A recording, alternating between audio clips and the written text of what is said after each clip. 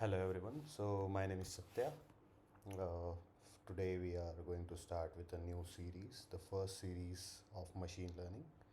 And इस machine learning की series में हम लोग बात करने वाले हैं मशीन लर्निंग के डिफरेंट टाइप्स, उनके अल्गोरिदम्स सारे नहीं देखेंगे, बस बेसिक टाइप जो होता है वो उनका इम्प्लीमेंटेशन। उसके बाद में जो मशीन लर्निंग के मॉडल्स होते हैं उनको यूआई के साथ इंटीग्रेट करना एंड डिप्लॉयमेंट, यहाँ तक हम लोग देखने वाले हैं। उसके बाद में अगर वक्त बचता है तो हम लोग मॉडल्स के अंदर भी ध्यान देंगे और कुछ प्रोजेक्ट्स भी करेंगे अगर वक्त मिलता है तो फिर basically who is the targeted audience for this series. तो ये जो मैं मशीन लर्निंग की सीरीज़ बना रहा हूँ इसका टारगेटेड ऑडियंस कौन सा होगा। तो अगर आप एकदम अंगूठा छाप हो, आपको मशीन लर्निंग में कुछ भी नहीं आता, फिर तो ये आपके लिए बेस्ट है क्योंकि हम लोग स्क्रैच से स्टार्ट करने वाले हैं। And if you do know about machine learning stuff and आपको पता है, आपको इम्प्लीमेंटेशन पता है, आपको टाइप्स पता है, तो इस सीरीज़ के अंदर आप कुछ नई चीज़ें भी सीख लेंगे। So if you are a beginner और काइंड ऑफ एक्सपीरियंस्ड, थोड़ा बहुत एक्सपीरियंस है, तो आपके लिए ये सही रहेगी। ठीक है, तो फिर ज़्यादा वक्त ज़ाया नहीं करते हैं, आगे चलते हैं। आज फर्स्ट लेक्चर में स्टार्ट करते हैं व्हाट इज़ मशीन लर्निंग। सो ये डेफिनेशन है जो कि मैंने चैट जीपीटी से उठाई है।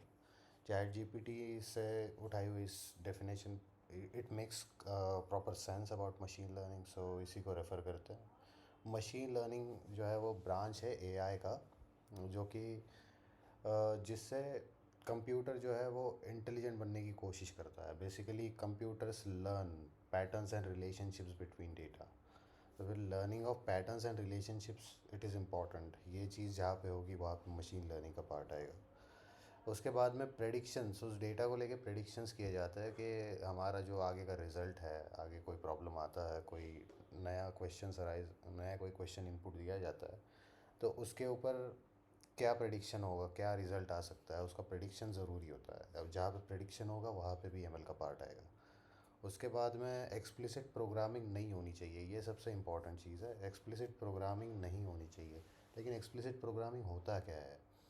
तो बेसिकली एक्सप्लिसिट प्रोग्रामिंग यानी कि जब हम कोई भी प्रोग्राम लिखते हैं एक ट्रेडिशनल प्रोग्रामिंग अप्रोच में, तो उसके अंदर हम पूरा हार्ड कोड कर देते हैं। जैसे कि एडिशन का प्रोग्राम हो गया, हमने लिख दिया कि number A and number B, तो उसको पास कर दिए और उसके बाद में रिटर्न कर दिया ए प्लस बी। तो इसके अंदर क्या होगा कि वो ए और बी ये दो ही पैरामीटर्स लेगा और उनको ऐड करके रिटर्न कर देगा। अगर उसके अंदर हम थोड़ा भी चेंज करते हैं, जैसे कि अगर हमने इंटीजर ए और इंटीजर बी पास किया, उसके जगह पे फ्लोटिंग पॉइंट पास कर दिया, या फिर दो की जगह तीन नंबर्स पास कर दिए, तो इन चीज़ों को हैंडल नहीं कर सकता। समझ रहे हो? तो अगर हम कुछ चेंजेस कर दें, फ्लेक्सिबल नहीं होता program. So if your program is hard coded and it is not flexible, then it is not it is explicit programming. Okay, तो वो नहीं होना चाहिए इसके अंदर। एक्सप्लिसिट प्रोग्रामिंग हार्ड कोडेड मतलब पूरी तरह से रिजिड कोडिंग नहीं होनी चाहिए, फ्लेक्सिबिलिटी होनी चाहिए। ठीक है, ज़्यादा नहीं खींचता डेफिनेशन को, वैसे काफ़ी लोगों को तो पता ही होगा ये। ट्रेडिशनल प्रोग्रामिंग, इसके अंदर क्या होता है? ट्रेडिशनल प्रोग्रामिंग में हम लोग इनपुट देते हैं और लॉजिक, यहाँ पे प्रोग्राम होना चाहिए एक्चुअली। तो इनपुट और प्रोग्राम दे देते हैं, उसके बाद में कंप्यूटर क्या करता है, प्रोग्राम के अंदर इनपुट डालता है। इनपुट को प्रोग्राम के अंदर डालने के बाद में कुछ आउटपुट जनरेट होता है, वो हमें रिटर्न कर देता है। मशीन लर्निंग के अंदर क्या होता है? मशीन लर्निंग के अंदर हम इनपुट भी दे देते हैं और साथ में आउटपुट भी दे देते हैं। तो फिर कंप्यूटर क्या करेगा? वो क्या हलवा करेगा कुछ? तो कंप्यूटर क्या करता है, इनपुट और आउटपुट के अंदर का कोई रिलेशनशिप ढूंढता है कि भाई अगर ये इनपुट आ रहा है तो ये आउटपुट आना चाहिए। ये रिलेशनशिप के पीछे का जो लॉजिक है वो ढूंढता है। तो ये एक बेसिक डायग्राम है जो कि आपको डिफरेंस दिखाएगा कि मशीन लर्निंग का प्रोग्राम किस तरह से काम करेगा और ट्रेडिशनल प्रोग्रामिंग में क्या फ़र्क है। ठीक है, उसके बाद में ये मशीन लर्निंग के कुछ एग्जांपल्स है, जैसे कि image recognition, natural language processing, recommendation system, health care diagnostic. पढ़ते रहो, मज़ा आ जाएगा तुम लोगों को। लेकिन क्या है ये, मतलब एक्चुअल में क्या होती है ये चीज़? तो मशीन लर्निंग जो है वो इस्तेमाल ही क्यों हो रहा है? जैसे कि सपोज़ एक एग्ज़ाम्पल लेते हैं, एक ईमेल स्पैम डिटेक्शन वाला ले लो। ईमेल स्पैम डिटेक्शन वाला काफ़ी फेमस एग्जांपल है। तो अगर कोई भी ईमेल आपको आता है और आपको ये डिसाइड करना है कि भाई ये स्पैम है या नहीं है, तो उसके लिए क्या करोगे? तो सबसे पहला अगर आपको कोड करने के लिए दिया जाए तो आप क्या करोगे कि उसके अंदर के कुछ वर्ड्स या फिर कुछ पैटर्न्स आप खुद ढूंढोगे कि भाई अगर इस प्रोग्राम के अंदर बिग डिस्काउंट या फिर ह्यूज डिस्काउंट ऐसा कुछ लिखा हुआ है, 10 बार लिखा हुआ है, तो इतना बार ह्यूज डिस्काउंट लिख लिख के ये स्पैम मेल है। कोई भी पैटर्न हो सकता है, लेकिन आपने उसको कुछ पैटर्न खुद से ढूंढा और उसके लिए इफ़ एल्स कुछ कंडीशंस लगा के आपने कोड लिख दिया। तो फिर क्या होगा कि जो स्पैमर्स होंगे उनको कुछ देर के बाद में पता लग जाएगा कि इसने इस तरह का कोड किया है, इसलिए हमारे सारे जो स्पैम वाले मेल्स है वो पकड़े जा रहे हैं। तो फिर वो क्या करेंगे कि वो उसको थोड़ा बहुत चेंज कर देंगे उस पैटर्न को। वो ह्यूज डिस्काउंट बिग डिस्काउंट इसकी जगह कोई और वर्ड इस्तेमाल करेंगे, ठीक है। तो फिर ऐसे वक्त में क्या हुआ कि आपका तो फेल हो गया ना, आपका जो प्रोग्राम है वो तो फेल हो गया। तो ये होता है मशीन लर्निंग के अंदर का प्रॉब्लम बेसिकली। मतलब जो ट्रेडिशनल प्रोग्रामिंग का और मशीन लर्निंग का जो है, वो मशीन लर्निंग क्यों इस्तेमाल करना चाहिए, तो उसके लिए ये एक एग्जांपल था। ये एक ट्रेडिशनल प्रोग्रामिंग के अंदर प्रॉब्लम होता है जो हम मशीन लर्निंग से रिकवर करते हैं। तो इसके अंदर क्या हो गया कि कॉम्प्लेक्सिटी ऑफ पैटर्न्स हो गया। जैसे कि वो मैंने आपको बताया कि उस एग्जांपल के अंदर पैटर्न्स होते हैं काफ़ी सारे। तो अगर कॉम्प्लेक्सिटी ज़्यादा है, बहुत सारी पॉसिबिलिटीज़ है, जैसे कि ह्यूज डिस्काउंट, मल्टीपल डिस्काउंट, मतलब ऐसा कुछ मैंने बताया था ना अभी एग्जांपल के अंदर। वैसा अगर आप रिलेट करके देखोगे तो आपको अच्छे से समझ में आएगा। उसके बाद में कॉम्प्लेक्सिटी ऑफ पैटर्न्स, काफ़ी सारी कॉम्प्लेक्सिटी है इस चीज़ के अंदर। लार्ज डेटा सेट बहुत ज़्यादा है ना। मशीन जहाँ जिस प्रॉब्लम के अंदर बहुत ज़्यादा डेटा यूज़ होता है उसके अंदर मशीन लर्निंग यूज़ होता है। उसके बाद में फ्लेक्सिबिलिटी एंड अडेप्टेबिलिटी, ये काफ़ी ये चीज़ें होनी चाहिए, उसके लिए मशीन लर्निंग यूज़ होता है। नॉन लीनियर रिलेशनशिप्स वगैरह वगैरह, ये सारी मतलब फॉर्मेलिटी वाली चीज़ है। असली मज़ा तो आगे आएगा, ये तो थेरी थेरी चीज़ है सारी। लेकिन अब देखते हैं machine learning, deep learning and artificial intelligence के अंदर का क्या क्या उसके अंदर का रिश्ता क्या है एक्चुअली। तो आर्टिफिशियल इंटेलिजेंस एक बहुत बड़ा सर्कल है, बहुत बहुत ब्रॉड कंसेप्ट है। उसके अंदर ही पार्ट आता है मशीन लर्निंग का। जैसे डायग्राम में देख पा रहे हो, आर्टिफिशियल इंटेलिजेंस के अंदर है मशीन लर्निंग। यानी कि जो मशीन लर्निंग में आएगा वो ऑलरेडी एआई का पार्ट होगा ही, समझ रहे हो। तो फिर उसके बाद में क्या है, ये डीप लर्निंग का भी वैसा ही है। जो डीप लर्निंग का हिस्सा है वो ऑलरेडी मशीन लर्निंग का हिस्सा होगा, और वो ऑलरेडी एआई का हिस्सा होगा। क्योंकि प्रेडिक्शन जो है वो एआई का पार्ट है ना। प्रेडिक्शन जो है वो एआई करता है, तो मशीन लर्निंग डीप लर्निंग भी प्रेडिक्ट ही करता है। इसलिए ये सारी चीज़ें एआई का बाय डिफ़ॉल्ट पार्ट होता है। तो डीप लर्निंग क्या है, डीप लर्निंग के अंदर क्या होता है ना कि प्रोग्राम जो होता है वो मिमिक करता है, ह्यूमन ब्रेन को मिमिक करने की कोशिश करता है। इसके अंदर वो न्यूरल नेटवर्क्स वगैरह यूज़ होता है। न्यूरल नेटवर्क क्या होता है, न्यूरल नेटवर्क के अंदर क्या होता है, जैसे अपना ब्रेन के अंदर न्यूरॉन होता है ना, मल्टीपल एक्सियॉन्स होते हैं और एक एक उसका आउटपुट जाता है ना। तो उसके अंदर क्या होता है कि मल्टीपल इनपुट लेता है वो, उसको प्रोसेस करता है, एक एक्टिवेशन फंक्शन होता है उसके अंदर। वो उसको एक्टिवेशन फंक्शन एक्टिवेट होके उस पर कुछ इनपुट्स के ऊपर प्रोसेस करता है और एक आउटपुट देता है। ये होता है डीप लर्निंग के अंदर। उसके बाद में मशीन लर्निंग में क्या होता है, मशीन लर्निंग क्या करता है कि मशीन्स को इंटेलिजेंट बनाता है।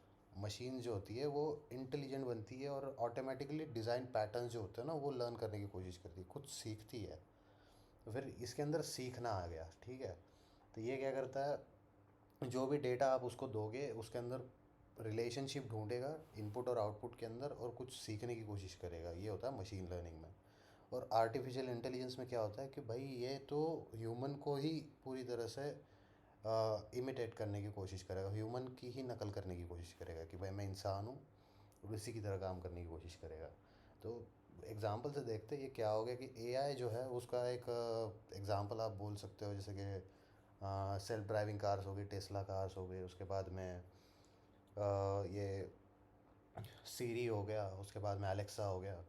ये क्या कर रहे हैं, ये जैसे कि आप खुद बोलते हो तो वो अपने को ह्यूमन तरीके से रिप्लाई देता है, जैसे एक ह्यूमन देगा, हर बार कुछ अलग अलग रिप्लाई देने की कोशिश करता है, ठीक है। ये हो गया एआई। जैसे कि ओपन एआई मतलब चैट जीपीटी हो गया, है ना। उसके बाद में मशीन लर्निंग, मशीन लर्निंग क्या हो गया, मशीन लर्निंग का एग्जांपल आप समझ लो इमेज रिकग्निशन सिस्टम, ठीक है। इमेज रिकग्निशन जैसे कि आपने, और ठीक है दोनों का साथ में देखते हैं। डीप लर्निंग का क्या हो गया, इमेज क्लासिफिकेशन हो गया। तो क्लासिफिकेशन और रिकग्निशन में डिफरेंस क्या है। क्लासिफिकेशन मतलब देखो, आपको दो इमेजेस दी जाती है, एक कुत्ते की और एक आदमी की। तो फिर उसमें का ह्यूमन और कुत्ता ये दोनों डिफ़र करने का काम क्या करेगा, क्लासिफिकेशन करेगा, ठीक है।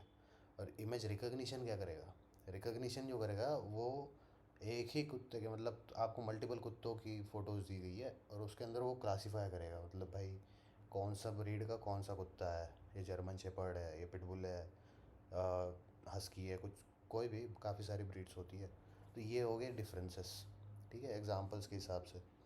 तो ये एक छोटा कंसेप्ट है, ये उससे बड़ा है, और ये काफ़ी बड़ा कंसेप्ट है, लेकिन सारे एक दूसरे से जुड़े हुए हैं, ठीक है। आगे चलते हैं, मशीन लर्निंग के कुछ टाइप्स।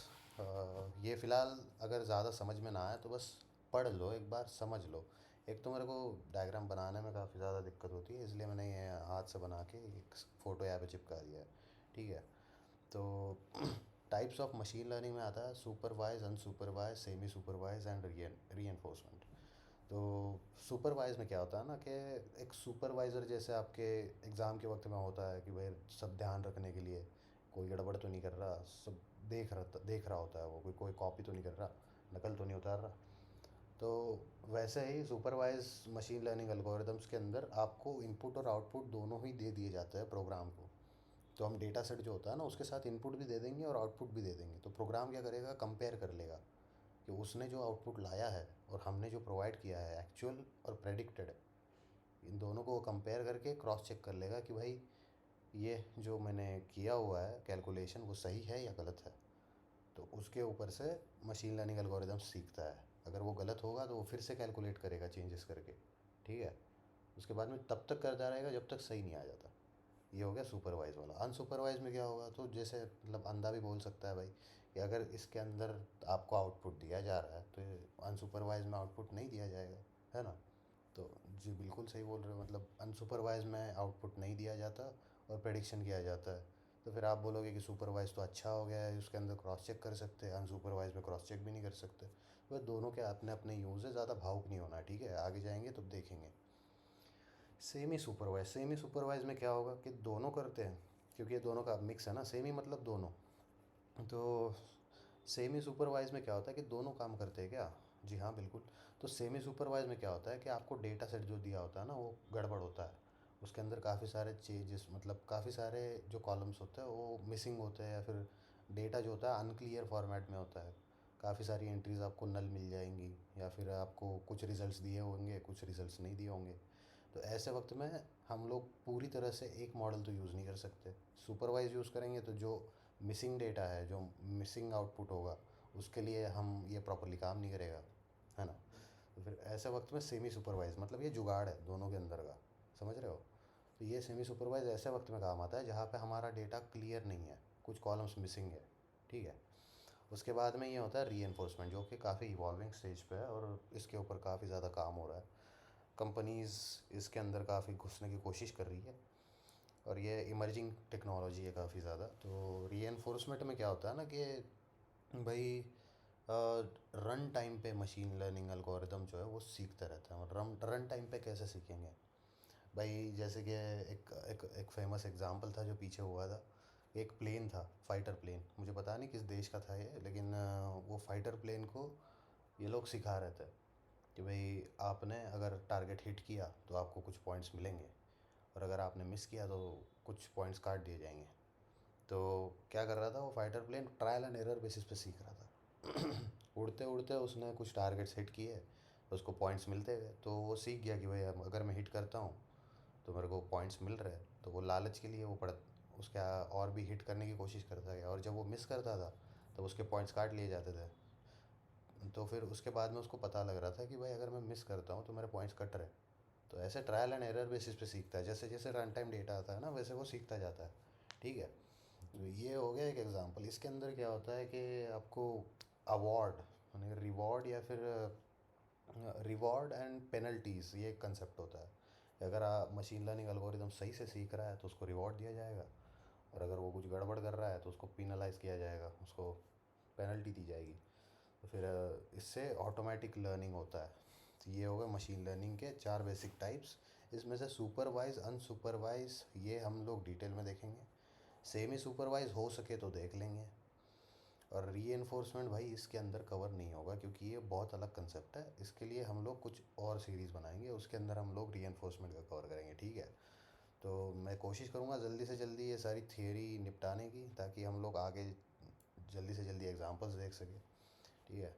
तो एमएल का वर्क फ्लो क्या होता है? Data collection, data pre processing, model training, evaluation, prediction. अब डेटा कलेक्शन क्या है? तो सबसे पहले भाई पूरा जो काम है हम लोग डेटा का ही कर रहे हैं ना, प्रेडिक्शन वगैरह। तो डेटा तो होना चाहिए सबसे पहले। तो पहले डेटा जमा किया। Data pre processing, pre processing मतलब पहले का कुछ उनको डेटा जो है उसके ऊपर प्रोसेस करने के लिए उसको उस लायक तो बनाना पड़ेगा। अगर डेटा के अंदर कुछ मिसिंग है या फिर गड़बड़ डेटा है, तो वो सब वेरीफाई करके उसको प्रॉपर बना के हमको मॉडल को देना पड़ेगा, ठीक है। तो फिर जो उसको क्लीनिंग का वगैरह प्रोसेस होता है ना, कि डेटा सही है या नहीं, अगर नहीं है तो उसको सही करो, ये चीज़ होती है डेटा प्री प्रोसेसिंग में। उसके बाद में आता है मॉडल ट्रेनिंग। मॉडल ट्रेनिंग मतलब वो डेटा जो है मॉडल को दिया जाता है, उसके बाद में मॉडल ट्रेन किया जाता है। इवैल्यूएशन, इवैल्यूएशन में क्या होता है? तो भाई अगर ट्रेन करने के बाद में ना रिजल्ट्स आते हैं, क्या होता है ना कि एक अगर आपको प्रॉब्लम दिया गया है तो उसके लिए सिर्फ एक ही टाइप का अल्गोरिदम यूज़ होगा ऐसा ज़रूरी नहीं है। हर टाइप का अल्गोरिदम अलग अलग लेवल के रिजल्ट्स देता है। कोई 90% काम करेगा, कोई 95% करेगा, कोई 100% कर जाएगा। तो आपको कौन सा यूज़ करना है ना, इसके लिए इवैल्यूएशन करना पड़ता है। अगर एक प्रॉब्लम आया है तो 4-5 मॉडल्स रन करो, उसके बाद में इवैल्यूएट करो कि कौन सा मॉडल सही से आपको रिजल्ट्स दे रहा है, ज़्यादा एक्यूरेसी दे रहा है। उसके बाद में हम लोग करते हैं प्रेडिक्शन या फिर इन्फ्रेंस, ठीक है। तो लास्ट वाला स्टेज होता है प्रेडिक्शन, समझ गए? तो ये होता है एमएल का वर्क फ्लो बेसिकली। इसके बाद में एप्लीकेशंस ऑफ मशीन लर्निंग भाई, health care, finance, marketing, image speech recognition, भाई पचासों मिल जाएंगे, तुम गूगल कर लो। बहुत ज़्यादा है एप्लीकेशंस ऑफ मशीन लर्निंग। अगर सीखना हो तो तुम लोगों को तो पता ही होगा, ठीक है। तो ज़्यादा बकवास नहीं करते। That's all for now. अगले वीडियो में मिलते हैं, ठीक है। बाय।